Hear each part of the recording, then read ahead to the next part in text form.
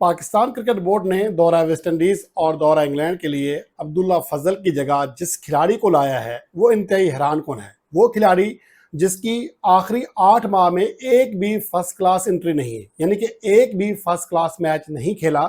اور 2025 میں جو 2 ڈومیسٹک ایونٹس کھیلے فرسٹ کلاس کرکٹ کے، اس میں ان کی کارکردگی بھی زیادہ بہتر نہیں رہی ہے۔ لیکن اس کے باوجود اس کھلاڑی کو پاکستان کے اسکواڈ کا حصہ بنایا گیا ہے، جو کہ نہ صرف ویسٹ انڈیز کے خلاف دوسرے ٹیسٹ میچ کے لیے بلکہ دورہ انگلینڈ کے لیے بھی پاکستان ٹیم کے ساتھ ٹریول کریں گے۔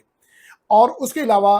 کھلاڑی کے اوپر بات کرنے سے پہلے کل کے میچ کی بات کرتے ہیں، جس میں پاکستان کے بولرز آف کلر دکھائی دیے۔ اس ویدر میں جہاں پر 67 اوورز کا کھیل جو ہے وہ ممکن ہو سکا، اور سوئنگ موجود تھی، بادل تھے، اور یہاں پر زیادہ سے زیادہ ہیلپ لی جا سکتی تھی، لیکن پاکستان کے بولرز نے کل بہرحال مایوس کن کھیل پیش کیا۔ محمد عباس نے ارلی جو سیشن تھا اس میں اچھی بولنگ کارکردگی کا مظاہرہ کیا، لیکن کیون ہوج جو کہ سنچری کے بالکل قریب ہیں، 83 رنز پر کھیل رہے ہیں، اس کی وجہ سے ان کی ٹیم 194 رنز کرنے میں کامیاب ہو گئی ہے، صرف 3 وکٹوں کے نقصان پر۔ اور ان 3 میں سے 2 وکٹیں محمد عباس نے اور ایک عامر جمال نے حاصل کی ہے۔ خرم شہزاد وکٹ حاصل نہیں کر سکے۔ علی عثمان گو کہ ابھی ان کا پہلا دن تھا، ابھی پیچ جو ہے اس کا ابھی ٹرن نہیں لے رہی ہے، لیکن اس کے باوجود وہ بھی وکٹ لیس رہے ہیں۔ تو پہلا جو دن ہے یوں کہہ سکتے ہیں کہ وہ پاکستان کے حق میں نہیں رہا۔ ویسٹ انڈیز نے بہترین کھیل کا مظاہرہ کر کے کسی حد تک اپنی پوزیشن اسٹرانگ کر دی ہے، خاص طور پر جب آپ کو یقین ہو کہ ہر دن 90 اوورز کا کھیل ممکن نہیں ہو سکے گا۔ ان حالات میں صرف 3 وکٹوں کے نقصان پر لگ بھگ 200 رنز کرنا یقیناً ویسٹ انڈیز کی کامیابی مانا جا سکتا ہے۔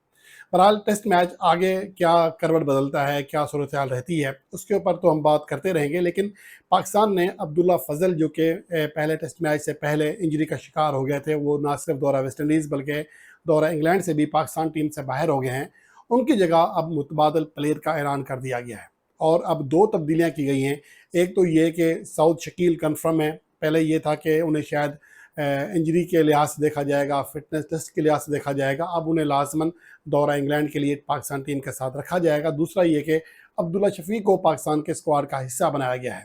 جو اس بات کا بھی اندیا ہے کہ امام الحق کے لیے یہ جو میچ ہے بہت زیادہ کروشل ہے، کیونکہ اس سے پہلے بھی مسلسل 9 اننگز میں صرف ایک اننگز میں وہ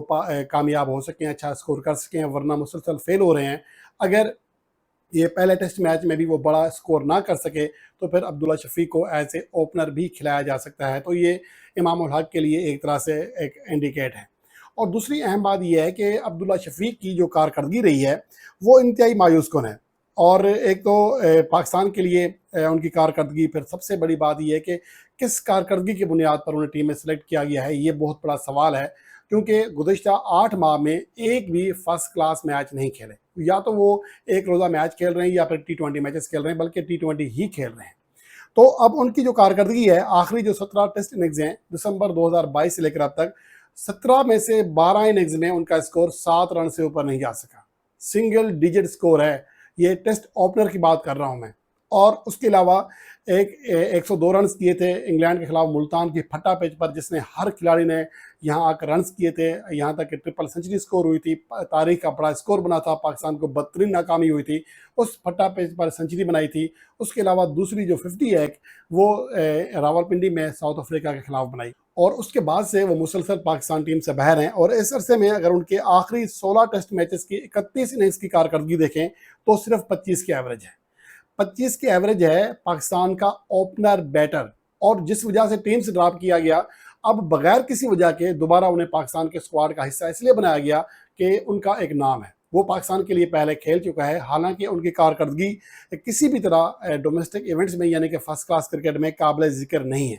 اگر آپ بات کریں تو آخری جو فرسٹ کلاس ٹورنامنٹ کھیلا دسمبر 2025 کا میچ کھیلا تھا، اور یہ قائد اعظم ٹرافی تھی،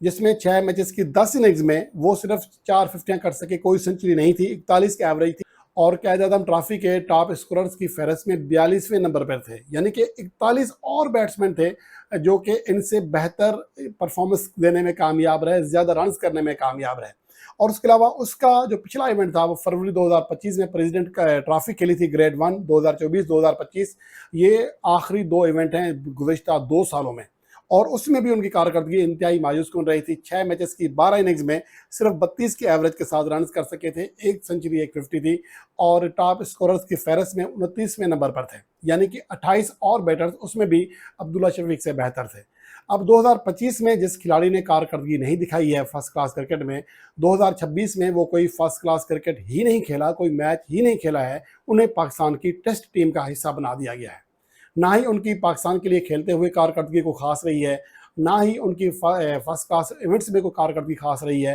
لیکن اس کے باوجود اگر انہیں پاکستان ٹیم میں سلیکٹ کیا گیا ہے تو مجھے لگتا ہے کہ یہ بالکل غلط فیصلہ ہے۔ اس کی جگہ آپ کسی ایسے اوپنر کو موقع دے سکتے تھے جو پاکستان کے لیے حالیہ عرصے میں کچھ زیادہ پرفارمنس دے کر آیا ہے۔ اس کی بڑی مثالیں ہیں، عبداللہ فضل کو ایز اے اوپنر کھلایا گیا، کامیاب رہا، اذان اویس کو موقع دیا گیا، اس نے اپنا پوٹینشیل شو کیا، تو آپ کسی اور کھلاڑی کو بھی پرفارمر کو لا سکتے تھے، لیکن